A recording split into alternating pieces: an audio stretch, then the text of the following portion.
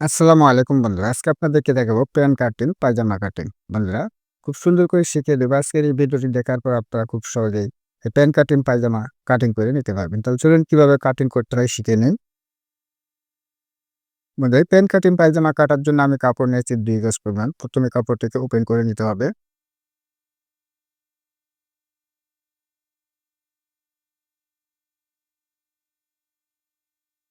এরকমভাবে কাপড়টিকে ওপেন করে নেওয়ার পর কাপড়ের ২ টি কোণ ধরে এক করে নিয়ে কাপড়টিকে ২ পার্ট করে নিতে হবে।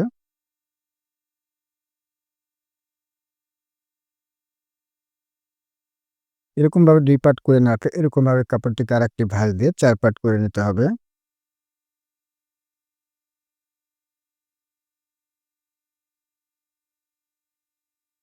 কাপড়টি হয়ে গেলে ৪ পাট দেখুন আমি যে পাশে দাঁড়িয়ে আছি সে পাশটি কিন্তু আটকানো রয়েছে। আমার সামনের সাইড খোলা রয়েছে এবং আমি যে পাশে পায়ের ঘের নেব সে পাশটি কিন্তু আটকানো রয়েছে এবং যে পাশে আমি বেল নেব সে পাশটি কিন্তু খোলা রয়েছে। এরকমভাবে সুন্দর করে আপনাকে কাপড়টিকে ভাঁজ করে নিতে হবে। ১ম এ আগে যা করতে হবে এখানে একটা দাগ করে নিতে হবে।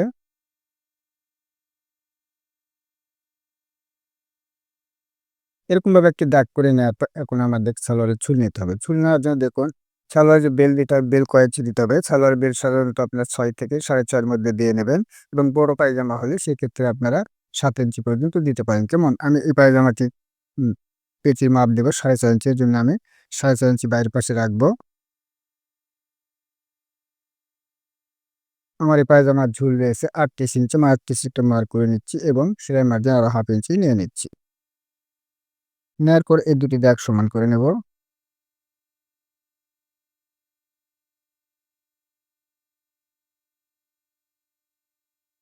এরকমভাবে দাগটি করে নেওয়ার পর এখন আমাদের পায়ের ঘের নিতে হবে। পায়ের ঘের কাস্টমারের রুচি অনুযায়ী দিতে হবে। আমার পায়ের ঘের হচ্ছে ১০ ইঞ্চি। ১০ কে অর্ধেক করলে কত হয়? ৫ ইঞ্চি। এখান থেকে ৫ ইঞ্চি নিতে হবে এবং সেলাই মার্জিন ১ ইঞ্চি নিয়ে নিতে হবে। এ পর্যায়ে এখন আমাদের দিতে হবে হাইয়ের মাপ। হাইয়ের মাপ নেওয়ার জন্য ফিতাতে এরকমভাবে ৬.৫ ইঞ্চি অর্থাৎ পেটে যতটুকু দিয়েছি সেই পরিমাণ বাইরের পাশে রাখতে হবে। এখন হাই নিতে হবে। এই পায়জামার জন্য হাই দেবো আমি ১২.৫ ইঞ্চিতে। দেওয়ার পরে এই দাগটা সোজা করে দেব।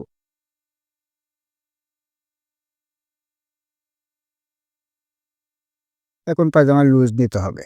লুজটি কিভাবে নিতে হবে? যার জন্য আপনি সালোয়ারটি কাটিং করবে তার যে কামিজ রয়েছে, কামিজের যে হিপের মাপ রয়েছে, হিপের মাপকে ৪ ভাগ করে ১ ভাগ করে নিতে হবে।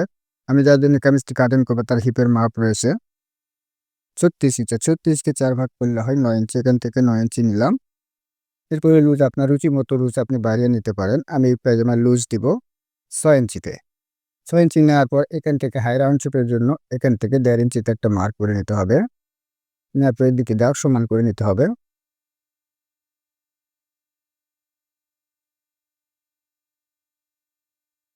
এই মাপটি করে নেওয়ার পর এখন হাই রাউন্ড শেপ দিতে হবে।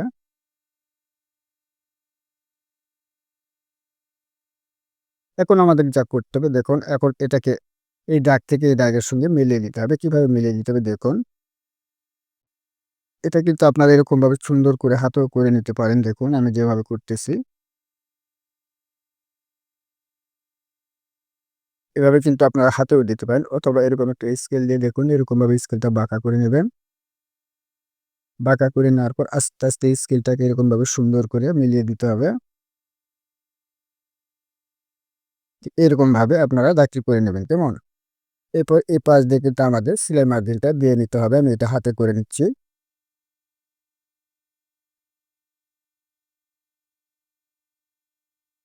ঠিক এরকমভাবে শেপ করে নিবেন তাহলে কিন্তু পায়জামা খুব সুন্দর ফিটিং হবে।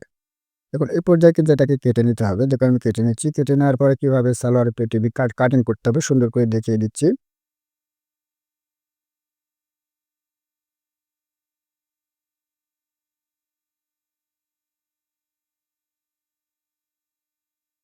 এখন এটাকে রেখে দিতে হবে। রেখে দেওয়ার পর কিভাবে সালোয়ারের পেটি কাটিং করতে হবে দেখিয়ে দিচ্ছি। সালোয়ার পেটি করার জন্য দেখুন বাকি যে কাপড়টা রয়ে গেল এখানে ৪ পাট কাপড় আছে। এই কাপড়টাকে এরকমভাবে করে নেব। নেওয়ার পর এই পাড়ে যে আমাদের দড়ি বা ফিতার জন্য আমাদের কাপড় রাখতে হবে। এর জন্য আমি রাবার দিব। এর জন্য আমি এখান থেকে ২ ইঞ্চি কাপড় নিচ্ছি। নেওয়ার পরে দাগটা সোজা করে নিতে হবে।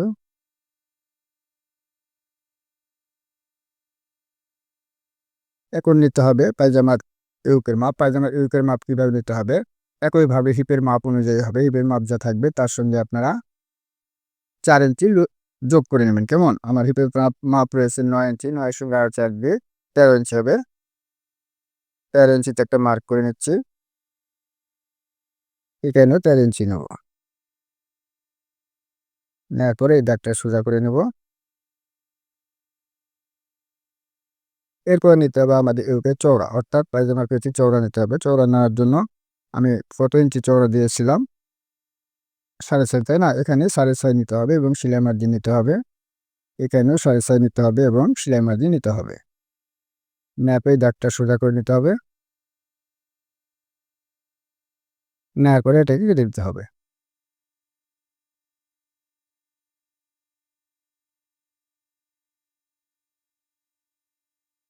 বন্ধুরা, সঠিক নিয়মে কিভাবে একটি প্যান্ট কাটিং পায়জামা কাটিং করতে খুব সহজ করে বুঝিয়ে দেওয়ার চেষ্টা করেছি। বন্ধুরা, ভিডিওটি দেখার পর যদি এতটুকু ভালো লেগে থাকে তাহলে অবশ্যই ভিডিওতে একটা লাইক দিতে ভুলবেন না এবং চ্যানেলে নতুন হলে তাহলে চ্যানেলটিকে সাবস্ক্রাইব করে পাশে থাকা বেল বাটনটি অন করে দেবেন। বন্ধুরা, ভিডিওটি আজ এ পর্যন্তই।